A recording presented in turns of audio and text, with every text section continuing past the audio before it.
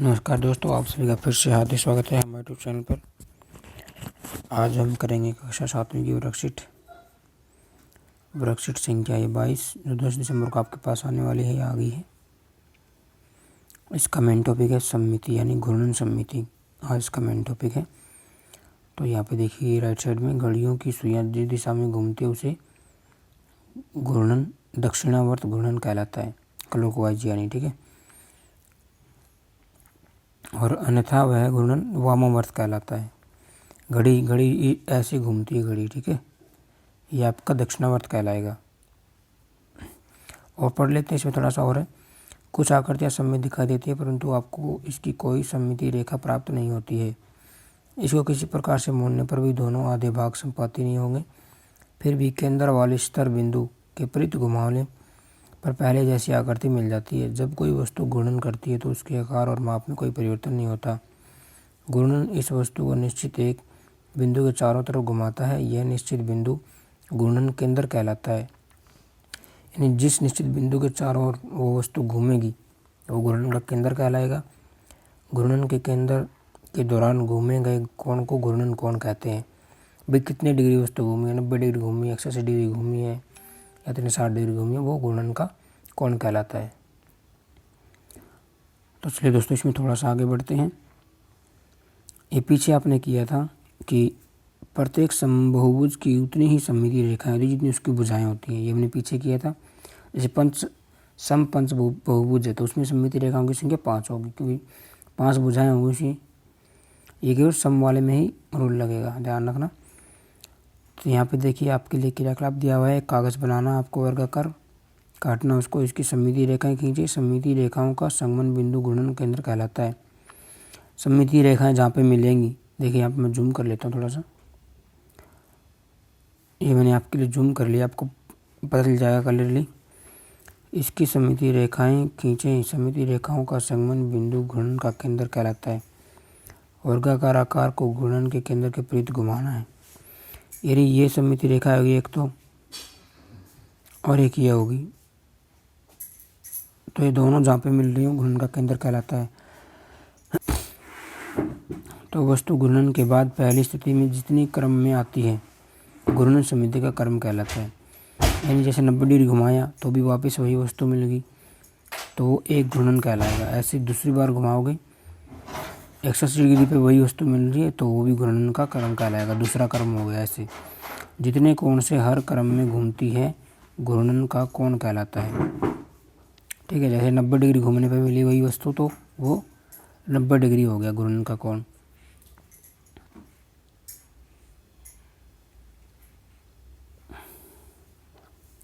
तो चलिए इसमें राइट साइड में देखिए थोड़ा सा और लिखा हुआ है। इसमें एक पूरे चक्कर में 360 डिग्री घूर्णन होता है। एक आधे चक्कर में घूर्णन कोण का माप कितना होगा बताइए। पूरे चक्कर में 360 डिग्री, आधे में कितना हो जाएगा? आधे में उसका आधा हो जाएगा, 180 डिग्री आ जाएगा, ठीक है। ये ब्लैंक स्पेस आपको भरने हैं। 1/4 चक्कर के घूर्णन का माप, 1/4 मतलब 1/4। 1/4 किसका? पूरे चक्कर का, 360 का 1/4। तो कितना आ जाएगा आपके पास? 90 डिग्री, ठीक है। 90 डिग्री आ जाएगा।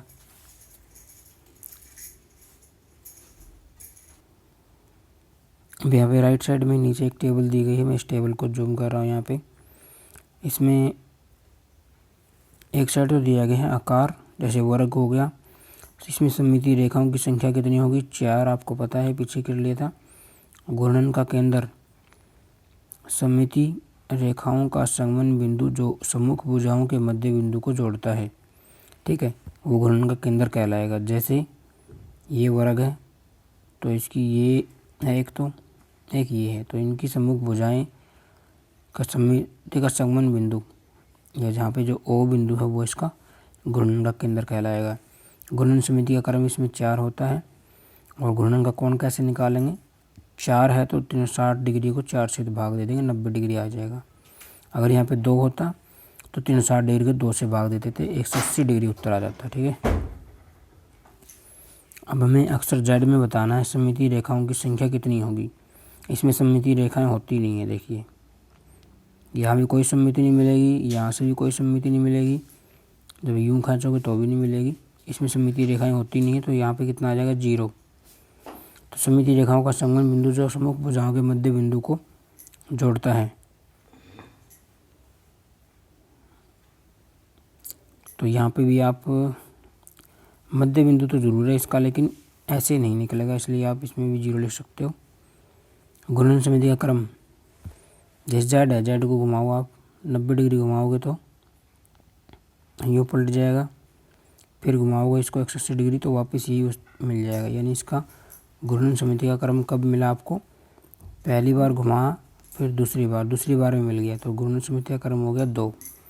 एंगल निकालना है तो 360 डिग्री को 2 से भाग कर दो, कितना उत्तर आ जाएगा 180 डिग्री आ जाएगा घूर्णन का कोण। ठीक है, ये 90 डिग्री घुमाया था यहाँ पे आपने, यहाँ पे 180 डिग्री घुमाने पे वापस जेड मिल जाएगा।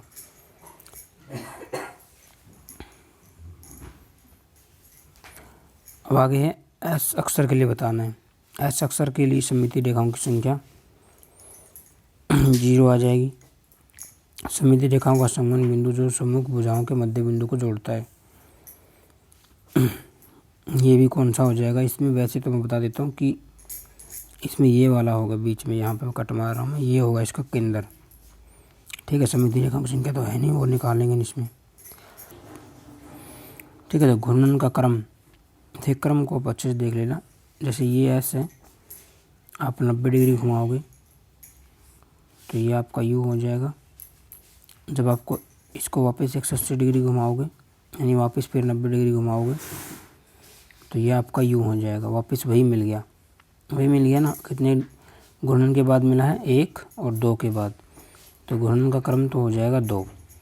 जब एंगल निकालना होगा या तो जोड़ लो 90 90 180, या 360 को 2 से भाग कर दो, 180 डिग्री आ जाएगा। ठीक है,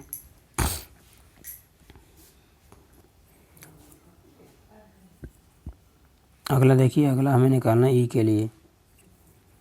ठीक है, तो अक्सर ई के लिए देख लेते हैं। पहले वाले कॉलम में क्या था, सममिति रेखाओं की संख्या ई में कितनी होगी। सममिति रेखाओं की संख्या है इसमें, देखिए ये ई है। अगर मैं इसी यहाँ से कोई लाइन खींचता हूँ तो ऊपर और नीचे वाले भाग बराबर हो गए, है ना। तो एक सममिति रेखाओं की संख्या है। ठीक है, और केंद्र बिंदु कौन सा हो जाएगा, किसके विपरीत ये घूमेगा, यहाँ पे जो बीच वाला है, जो उसने में सममिति रेखा खींची है उसमें होगा। तो इसमें सिर्फ ये लिख दो कि हाँ इसका घूर्णन का क्रम होता है। ऊपर वाले में भी हाँ कर देना, इसमें भी हाँ, लिखने की ज़रूरत नहीं है सारा डिटेल। घूर्णन का केंद्र होता है। अगले में था कि घूर्णन का क्रम कितना है। क्रम मैं बताता हूँ, देखिए इसको 90 डिग्री घुमाओ तो ये आपको मिलेगी, फिर 90 डिग्री घुमाओगे तो ये आपको मिलेगी, फिर घुमाओगे तो ये आपको मिलेगी।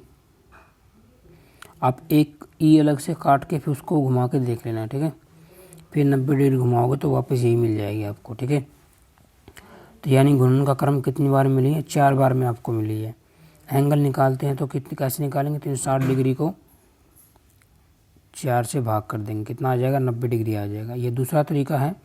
देखो 90 डिग्री घुमाया था यहाँ पे, और 90 यहाँ पे 180, 90 यहाँ पे 270, जोड़ लो इनको, 270 और 90, तो 90 90 सॉरी घूर्णन का क्रम 4 नहीं, सॉरी 1 होगा। एक बार में मिली ना वो संख्या, घूर्णन का क्रम 1 होगा।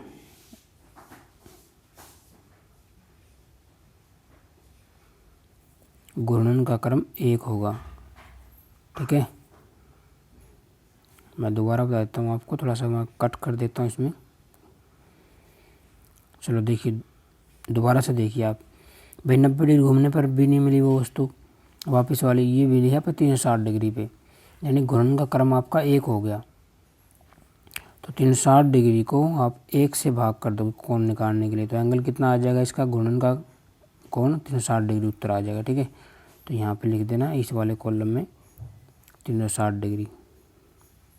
चलिए नेक्स्ट क्वेश्चन की तरफ बढ़ते हैं।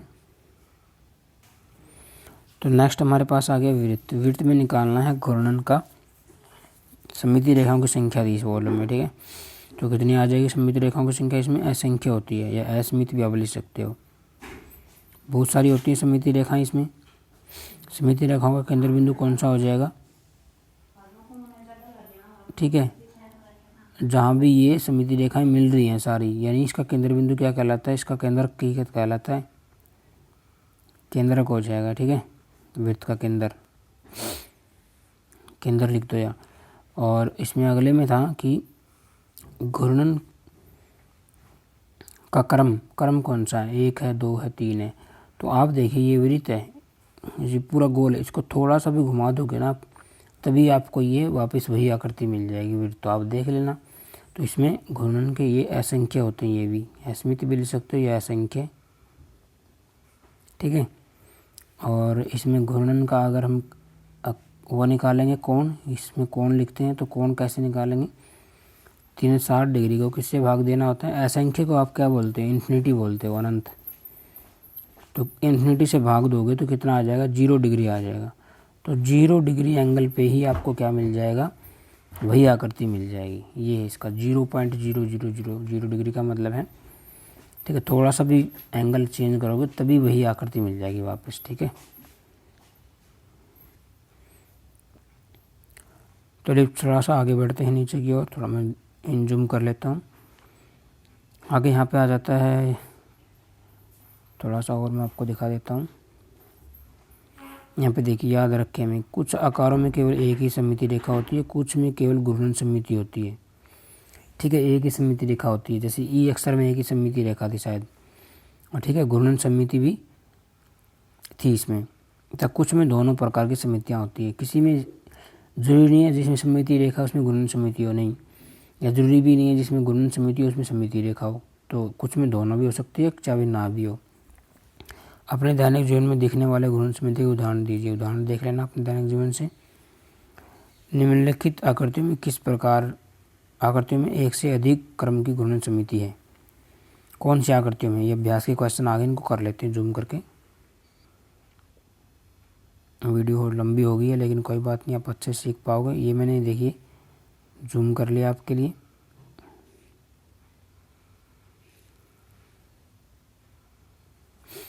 चलिए, तो ये हमें पहली आकृति में बताना है, ये वाली आकृति है पहली ए।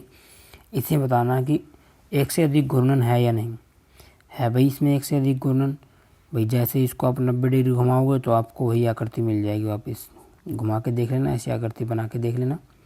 ऐसे कर सकते हो आप, एक पेज पे आकृति लो और उसको 90 डिग्री घुमा लो, पेज पे बना लो, पेज को 90 डिग्री घुमा दो।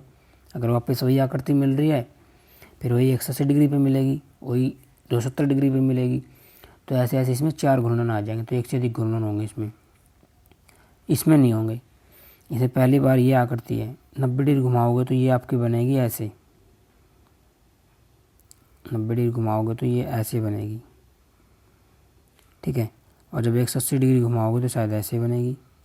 जब 270 डिग्री घुमाओगे तो ये बनेगी शायद ऐसे, जो भी है ऐसी बनेगी शायद। फिर बनेगी ये सेम आकृति चौथी बार में बनेगी, सॉरी मतलब एक बार में बनी है, इन बीच में बनी ही नहीं है, ठीक है। तो इसका एक ही वो है क्रम, तो इसमें भी एक से अधिक क्रम नहीं होगा, एक ही क्रम होगा। अगली आकृति में भी एक ही क्रम होगा, उससे अगली में ये 180 डिग्री पे ही आ जाएगी घुमाने पर। घुमा के देख लेना बना के पेज पे। अगली आकृति में भी हाँ एक ही क्रम होगा, एक से अधिक नहीं होगा। इसमें एक से अधिक होगा, ठीक है। तो ये आकृति आपका उत्तर हो जाएंगे। आप पेज पे बना के उसको घुमा के देखना। मैं दोबारा बता रहा हूँ, एक से अधिक क्रम तभी कहलाएंगे जब वो 90 डिग्री पे ही या 180 डिग्री पे या 270 डिग्री पे 360 डिग्री से पहले किसी भी एंगल पे वो वही वस्तु मिल जाए, तब एक से अधिक क्रम हो जाते हैं। तो वीडियो आपकी थोड़ी सी लंबी हो गई है। प्रत्येक आकृति की घूर्णन सममिति का क्रम बताइए, ठीक है। ये आपके क्वेश्चन हैं, ये मैं करवा देता हूँ जल्दी, ज़्यादा लंबी वीडियो हो गई है। मैं इनको निकाल लेता हूँ पहले। तो देखिए दोस्तों, मैंने आपके लिए निकाल के रख लिए हैं। एक तो ये है, पहले 2 क्वेश्चन तो आपके ये थे, ठीक है। तो इसमें यहाँ मैंने आपको क्लियरली दिखा रखा है, देखिए क्या दिखा रखा मैंने। ये वाली आकृति थी पहली आपकी, जब इसको आप 180 डिग्री घुमाओगे, ठीक है, 180 डिग्री ये वाला कर्म इसने कांटा लगा के दिखा रखा है। जब आप 180 डिग्री घुमाओगे तो आपको ऐसी आकृति मिलेगी ये वाली। जब वापस फिर 180 डिग्री घुमाओगे तो वापस फिर आपको यही आकृति मिल जाएगी। ठीक है, तो यानी 180 डिग्री पे ही आपको आकृति मिलेगी। ठीक है, तो सिमेट्री कितनी हो जाएगी इसमें 2 हो जाएगी। जब भी आपको निकालनी हो सिमेट्री निकालनी हो उल्टा होता है। तो 60 डिग्री को जितने एंगल पे मिल रही है पहली बार 180 डिग्री पे मिली थी 180 डिग्री से भाग कर दो 2 आ जाएगा आपका। ठीक है, दोबारा देख लीजिए। अब अगला है आपका ये वाली आकृति थी। इस वाली आकृति को जब 180 डिग्री घुमाओगे तो आपको ये घुमा के दिखा रखा है इसने, तो यही आकृति मिल जाएगी। ठीक है, और तो वही बात है 180 डिग्री पे मिल रही तो 360 को 180 डिग्री से भाग कर दो तो घूर्णन सममिति का क्रम कितना आ जाएगा 2 आ जाएगा। अगली आकृतियाँ कर लेते हैं। तो इसमें अगला सी और डी क्वेश्चन आ गया, इसको देख लेते हैं। ये वाली आकृति आपकी जब इस आकृति को आप 120 डिग्री घुमाओगे तो 120 डिग्री घुमाने पे आपको घूर्णन सममिति मिल रही है। ठीक है,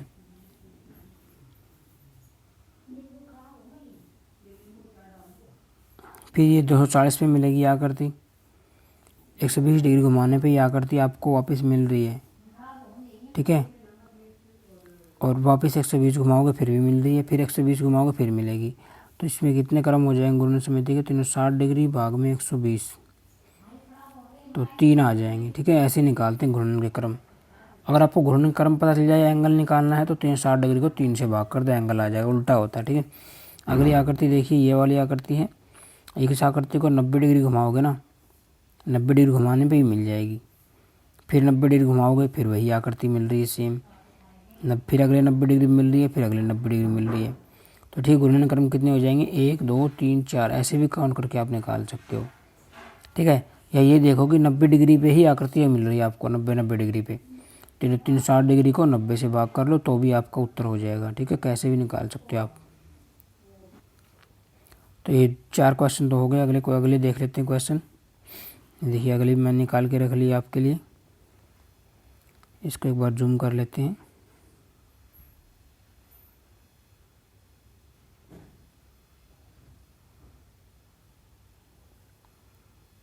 ठीक है, ये था पहला क्वेश्चन आपका, साथ ही देख लेते हैं दोनों को इकट्ठा ही। तो ये वाली आकृति आपकी, ये वाली आकृति हमने की कि 60 डिग्री पे ही आपको वही आकृति मिल रही है। तो क्या करोगे पहले तो देख लो कितनी आकृतियाँ 1 2 3 4 5 6 तो 6 आ जाएगा घूर्णन सममिति क्रम। ठीक है, यह निकालने का तरीका आपको पता है। 360 डिग्री को 60 डिग्री से भाग कर दो 0 से 0 6 को 0 36 तो 6 आ गए घूर्णन सममिति क्रम। ठीक है, जितने डिग्री घुमाने पे वही आकृति मिल रही है उससे भाग कर दो, आगे करने की जरूरत ही नहीं है। जैसे ये वाली आकृति है 120 डिग्री पे ही आपको आकृति मिल रही है। 120 डिग्री घुमाया सेम आकृति मिल गई, फिर 120 डिग्री घुमाएंगे फिर आकृति मिलेगी, फिर 120 डिग्री घुमाएंगे फिर आकृति मिलेगी। तो घूर्णन क्रम कितने हो जाएंगे 3। ठीक है, तो नेक्स्ट देख लेते हैं इसमें।